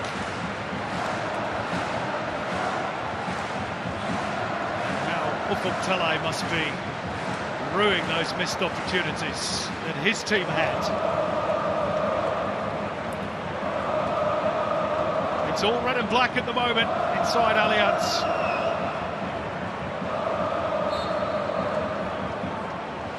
Tele is searching for solutions along with David Trilich. His number 2, Lawrence Thomas is back up and about. Kenny for the thoughts of Jonah Kucharski. Not this scoreline is all on him by any means. Here's Milanovic for the Wanderers. Correas outside him. To get around Courtney Perkins. Wanderers corner. Yeah, good recovery from Courtney Perkins. He was beaten by that half yard, but again, that's sheer determination to make sure Dylan Correas can't get the cross in. Sydney have had fair warning about Marcelo, and they've had 2 or 3 goes at trying to stop him from these sorts of situations. Sooner or later he's clapped one of those headers in the back of the net. Lante again on corner kick duty, and Marcelo wins it once again. Yeah, but he was under at least some sort of pressure there from Lacerda. The least dangerous of the 4 now from Marcelo. They found him 4 times from corner side. Hit the crossbar once, found the keeper the second time. couldn't control the third header. That was his least effective, but still dominating that penalty area from corners for Western Sydney.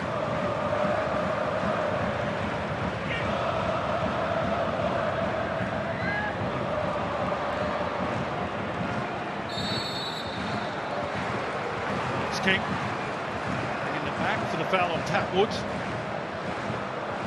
Time starting to tick away for Sydney FC. Girdwood right.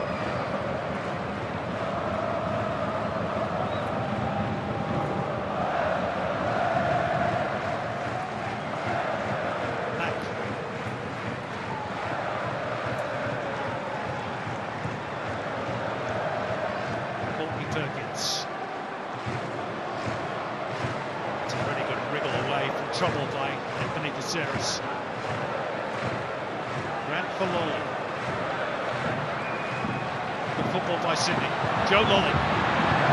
Just ever so slightly off balance, wasn't he? Yeah, just seemed to rush it a little bit, but in the corner of his eye he sees, guess who? Zach Satchford coming to close him down, so hence why his rush. A beautiful little touch. Just thought he was running out of space there, and then rushed that effort slightly. A change for Sydney. Glasson is replacement for Jake Girdwood right. Sydney have gone to a back three. That's Luke Pratt's going to drop in there. Plays the centre back. Well, Glasson's assumed a really high position right next to Pat Wood.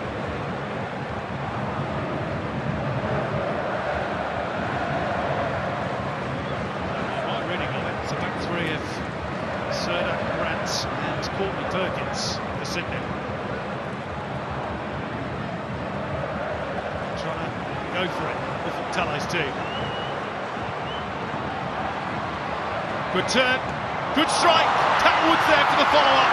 Lawrence Thomas made a really good save to deny Caceres. And on the volley, Pratt can't hit the target. He caught it cleanly, but not accurately. No, it's worth a go. It's a brilliant work from Lawrence Thomas. Caceres with a very good second half. That second effort's amazing, really. So difficult. His weight's going backwards. Somehow he's got to manipulate his... I don't know how he does that. Great agility from Lawrence Thomas, just as Patrick Wood was about to swoop. Here's that change for the Wanderers. A little bit later than Redan originally planned. Dylan Parias certainly played his part tonight for the Red and Black, and Marcus Eunice, the 18-year-old, is on for his first appearance of the season and just his second all told for the club. Made his debut off the bench against Melbourne City back in January, and he's a winger of immense promise and speed.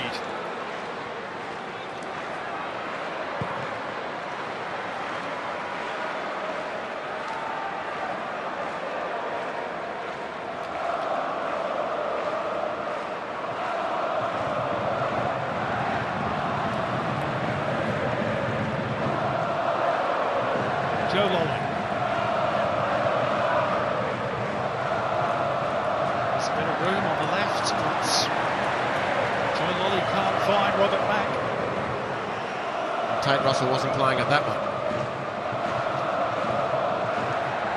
This hit from Joe Lolly still remains one of the most dangerous players on the park. The Wanderers won't need being reminded, and there's still time. It's been a fabulous night here at Allianz Stadium. Sydney won't need reminding, of course. Western Sydney Wanderers and the best defence in the league last season with 10 clean sheets. Within sight of what would be a fourth in 5 games this season.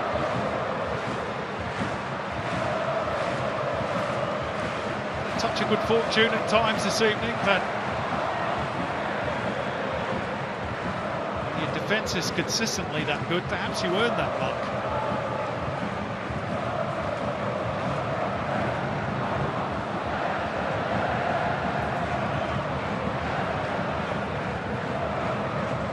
backgrounds.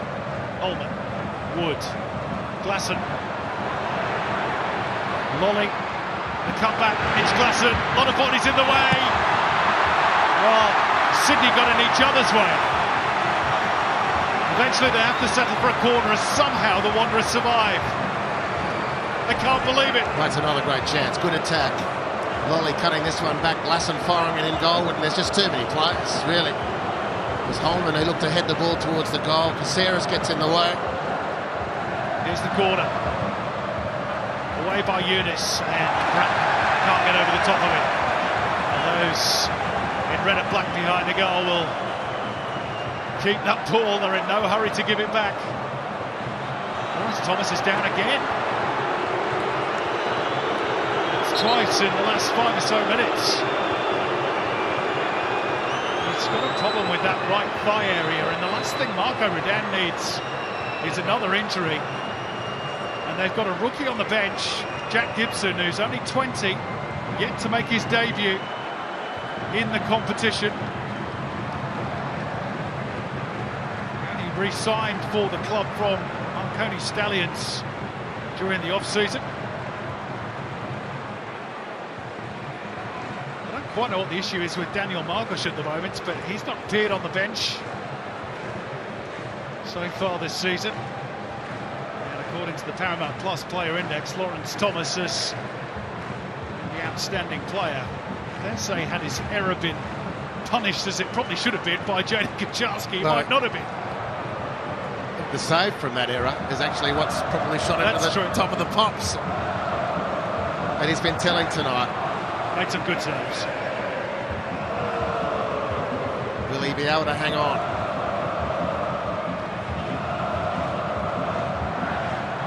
Going to be a decent chunk of stoppage time.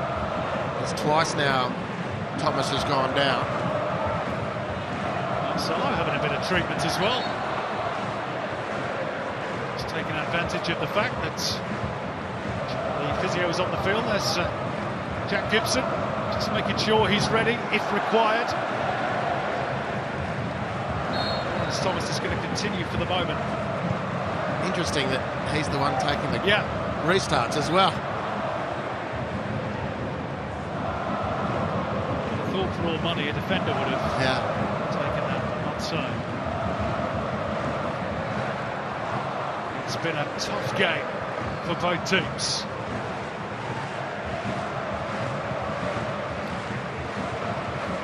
The first goal was always going to be so important. A chunk of stoppage time to be added on. Here comes Sydney FC. Robert Mack, not dead for them yet. Way too strong. Way too strong. Again, not good enough, and he didn't get the intercept there, but it's the hustle from Tate Russell that just speeds the process up from a player in that situation. You like that one, did you? You're a poet and you don't know it, Arms. The hustle from Russell. It's good. Very good.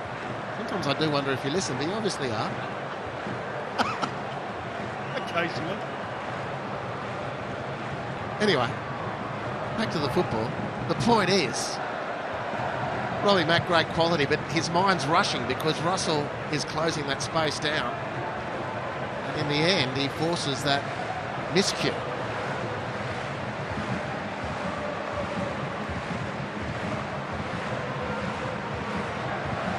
But it's been a good second half from Sydney. It's a great test for them now. Coming back, if they can, on the back of some good football, and that's been their story this second half. Just haven't had the goal to go with it, or the composure. But they come again.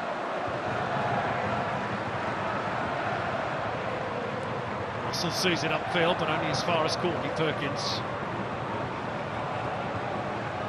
Well, we mentioned Wanderers won both derbies at Allianz Stadium last season. They were two of only 3 wins on the road all season for Marco Redan's team.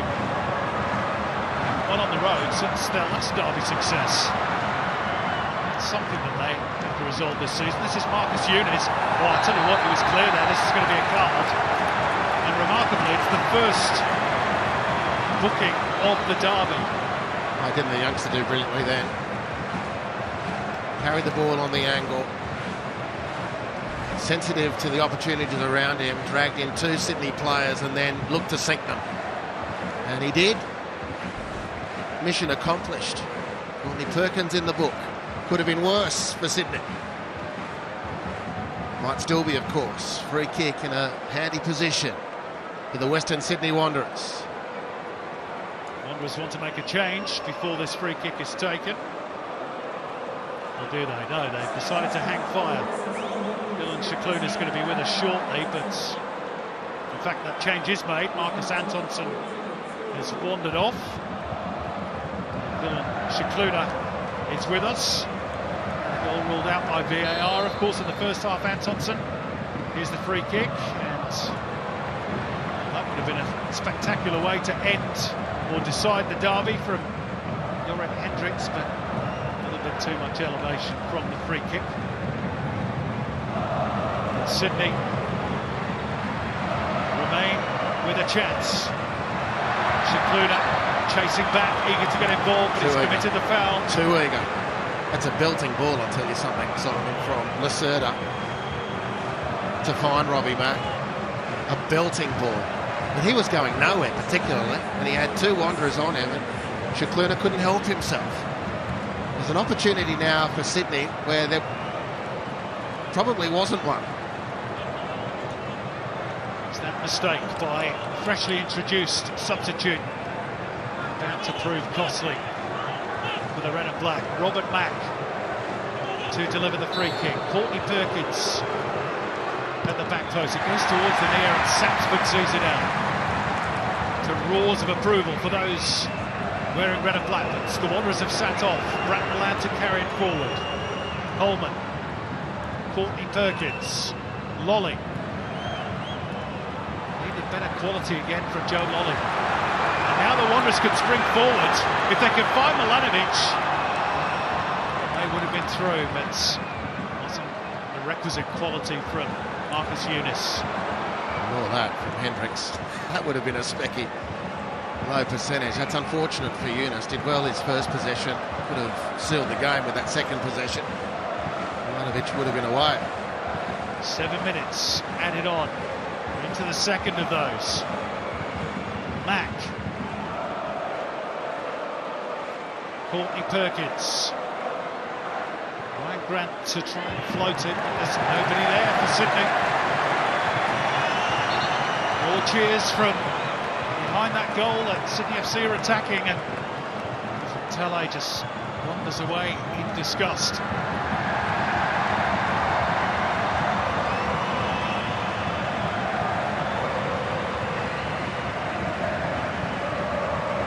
Thomas leading the choir behind his goal.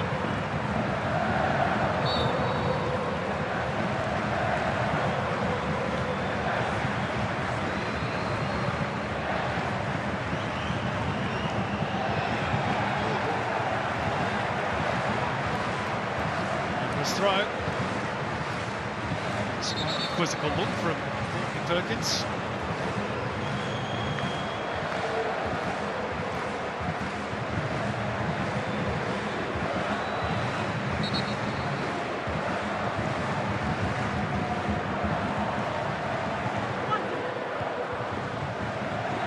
Chikluda's header, then Courtney Perkins, a little bump there from Eunice. That's what he's appealing for. So that might have been a foul.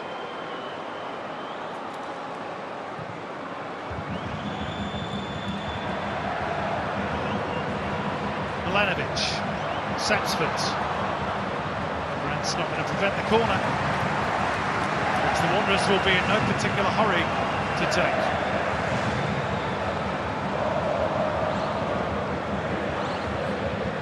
Marcelo not coming forward for this one. He's out of gas.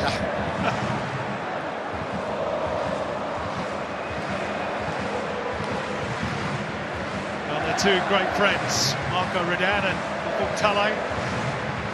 Enemies for the 90 minutes. Is Redan going to enjoy post-game drink a little more? Looks that way.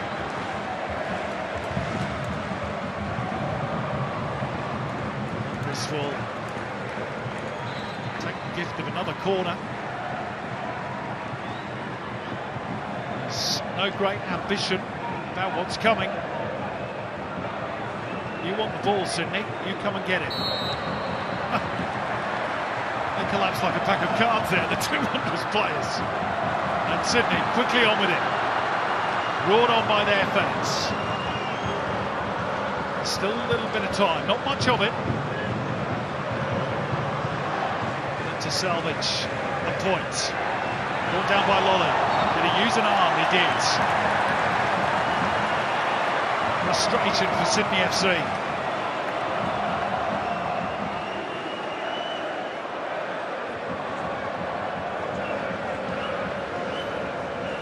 They're about to suffer just a third consecutive home loss to the Wanderers, but back-to-back home defeats to start the campaign after that loss to Melbourne victory. Still yet to score in front of their own fans this season. Well, they've had a good second half. They haven't had the polish that they showed in Adelaide 2 weeks ago. That was quite a stunning performance. Second best in the first half by my assessment, but have had the better of things in this second half. But bizarrely, that's when they've conceded that great goal to Zach Sapsford. There's still chances for Sydney. Joe Lolly firing across, or ricochet could have gone anywhere. It goes behind. Sydney have a corner late on. 90 seconds to go. The home fans lift their voices. Lolly lifts in the corner. Milanovic gets his head to it. Still everybody forward for Sydney. Bratton looking for Ryan Grant, and he finds him. Away by Sapsford. Reset through Bratton. Courtney Perkins. Out wide is Lolly. Sydney are desperate for a goal. They find an angle. Corey Holman fended off by Shikluna. They want a penalty, Sydney. They're not going to get it. Deemed a fair challenge. Yeah, it was a very positive turn from Corey Holman. I just think he's shown too much of the ball. There's no penalty there.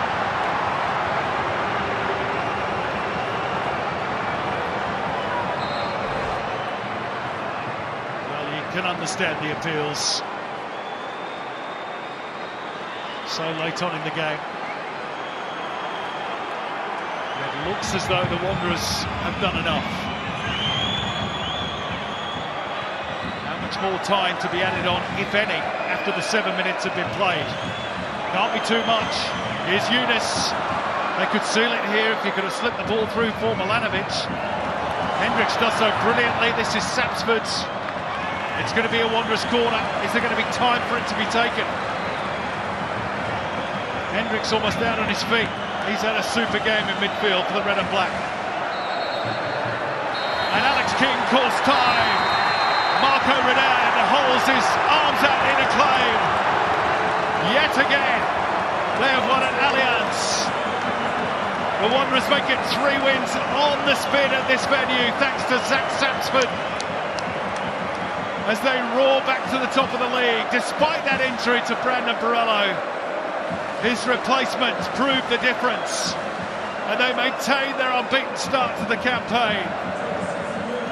Sydney's promising start under Ufuk Talay evaporates in the white-hot noise of the derby. Back to the drawing board for the Sky Blues, and the away team wins for the 5th consecutive Sydney derby. And Sydney is red and black tonight, thanks to a former Sky Blue in Zach Sapsford. A typically intense Sydney derby, but the Wanderers have won it by 1-0.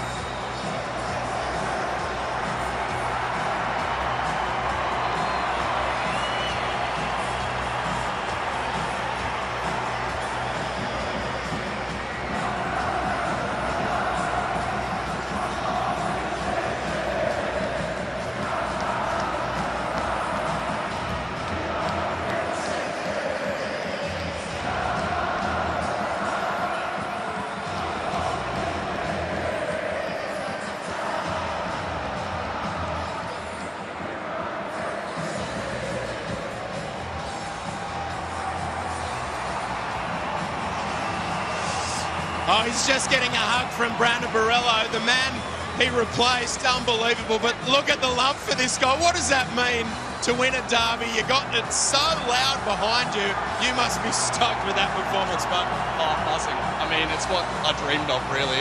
You want to always score a winner in the derby, and I mean, I can't believe I've done it. It's a bit surreal, to be honest. So when Borello goes off and you come on, how were the nerves when you went out there? Could you feel it? Because it was very intense atmosphere here tonight. Yeah, I mean, I was sitting down on the bench and I was like, wow. I mean, the sound, the atmosphere, I was like, geez, imagine playing in this. And then I've had to come on about 15 minutes later, but I got a few touches on the ball and I got myself into the game. So after that, I was fine. I was just felt normal. Well, let's walk and talk, because there's a lot of love for you over this way. Come on, come down this way. I've got to ask you too then about the strike, because it looked so composed, mate. It looked amazing the way you whacked it in the back of the net. Talk us through that. I mean, I'm a right footer, so ball on the left side, and I was like, well, I have to go inside here, and I saw my space, and I just took it, and luckily enough it went in. And what did this bloke say to you? Because honestly, I was sitting right next to him on the bench. He was the first one up. He was hopping on one leg over to you. What's the legend said to the young pup coming through? I mean, it shows kind of what character he is. I mean, he's just been injured, and he's gone to me, take your chance, don't lose your spot. You've worked really hard for this, and hopefully I've done that. So, I mean, it's just like, it's a shame to see Borello out, but hopefully I can take my chance and play in this team. One final one for you, mate. You're a Sydney FC junior. You come through. You're wearing this shirt now. Does that make it a bit sweeter? Yeah, definitely, 100%. I mean, yeah, as I said, I dreamed of it, so yeah, it's amazing. You've dreamt of it. Jump over there and get involved, buddy. Well done.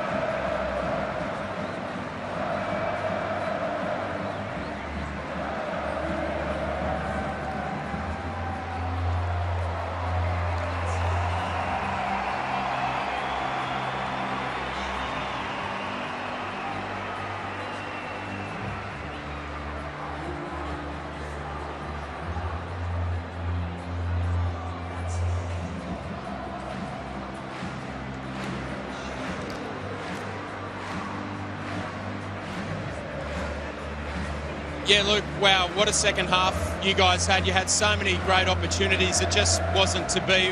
What went wrong? What's your overriding emotion right now? Not quite sure. Obviously, I think we played well. Derbies are, they're pretty crazy games, and they're won in small moments like that. And I think obviously that goal came from one mistake against the run of play, and to be fair to the young lad, it was a good finish. But I think we should have put our chances away before that. So that's football. The good thing is we've got to go again next week and turn it around. What do you say to a young bloke like Kaczarski, who had such a great game, a double a couple of weeks ago? He had some awesome opportunities. It just wasn't to be for him. Do you go and whack an arm around here because he is a young bloke coming through? Yeah, obviously he's a fantastic player. He's a great striker of the ball, and left and right foot. He's a great finisher. On another day, like you said, he has 2 or 3 there. So that'll come with game time. He's got to learn a lot still. He's got great talent and potential, but he's got to learn. And obviously, I think that some decisions then he could have passed or something like that. But that's football. A couple of weeks ago, he scored a couple of great goals. So yeah, he'll learn.